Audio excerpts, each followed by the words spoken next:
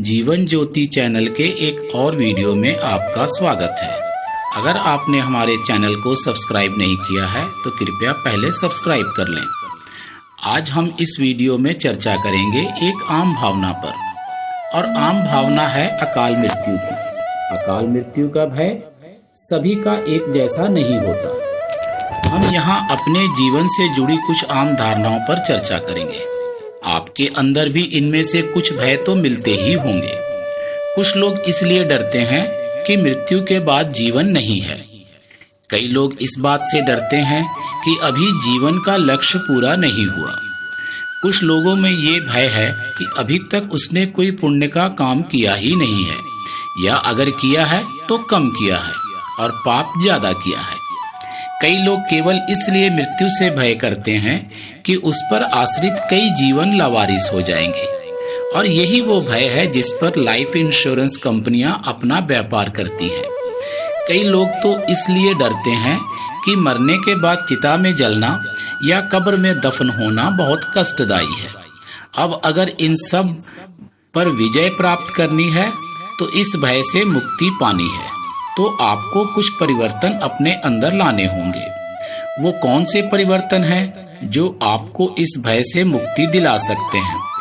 आज से ही यदि आप भगवान या ईश्वर पर, आप जिसकी भी आराधना करते हैं, उसकी करुणा पर और उसकी दया पर पहले विश्वास करना सीख जाएं। आपको अपने मन के अंदर से मृत्यु के बाद वाले भय से निकलना होगा, जैसा कि नर्क जाने का भय, चिता में जलने या कब्र में दफन होने का भय, मृत्यु के बाद अपने परिवार के भविष्य का भय। इन सब पर आपको काबू पाना होगा। आपको ईश्वर की दयालु भाव पर विश्वास बढ़ाना होगा।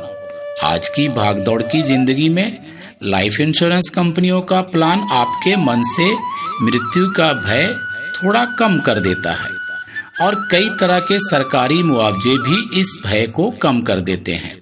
शायद इसीलिए जीवन में कई जोखिम भरे कामों को करने का जोखिम भी हम उठा लेते हैं, जैसे सेना की नौकरी या और भी कई ऐसे काम जहां जोखिम ज्यादा है।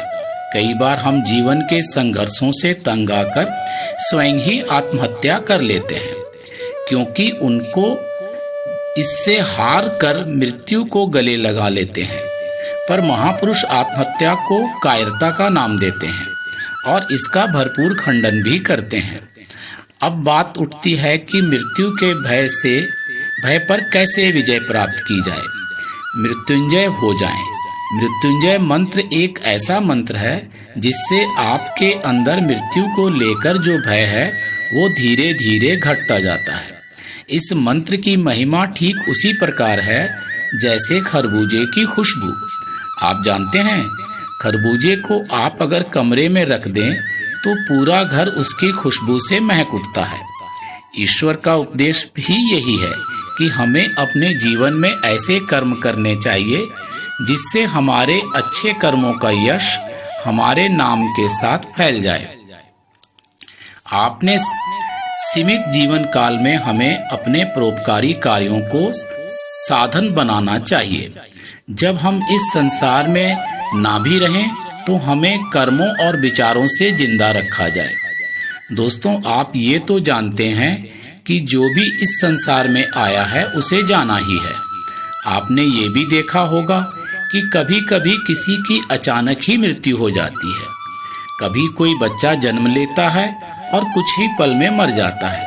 आखिर क्यों? क्या ये मृत्यु ईश्वर की मर्जी से होती है या फिर हमारी गलती से होती है? क्या आप जानते हैं, ईश्वर कभी भी किसी की मृत्यु का कारण नहीं होते। हर व्यक्ति अपने कर्मों के हिसाब से पृथ्वी पर जन्म लेता है और अपने समय को पूरा कर पृथ्वी से चला जाता है। हर इंसान एक निश्चित आयु को लेकर ही धरती पर आता है और उसे पूरा करके चला जाता है। इसलिए हमें अपने दिल पर ये बोझ लेकर कभी नहीं रहना चाहिए, और ये भय तो बिल्कुल ही निकाल देना चाहिए कि मेरी मृत्यु हो जाएगी, क्योंकि हम बेकार ही इसे लेकर चिंतित होते हैं। हमें अपनी मृत्यु को लेकर अपने दिल और दिमाग में इस बात को कभी नहीं लाना चाहिए। अब इस संबंध में गीता में जो उपदेश है वो हम आपके समक्ष रखते हैं।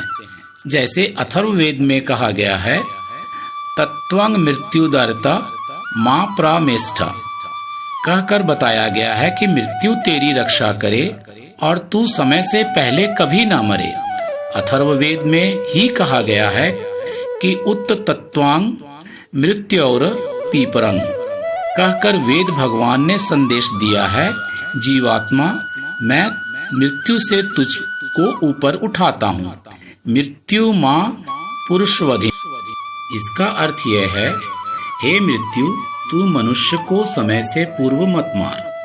हम जिन जिम्मेवारियों को लेकर चल रहे हैं, हमें अपना ध्यान उसी पर रखना चाहिए, बाकी सब कुछ ईश्वर पर छोड़ दें। खुश रहें और दूसरों को भी खुशियां बांटें। अपना ख्याल रखें। जय श्री कृष्ण। धन्यवाद।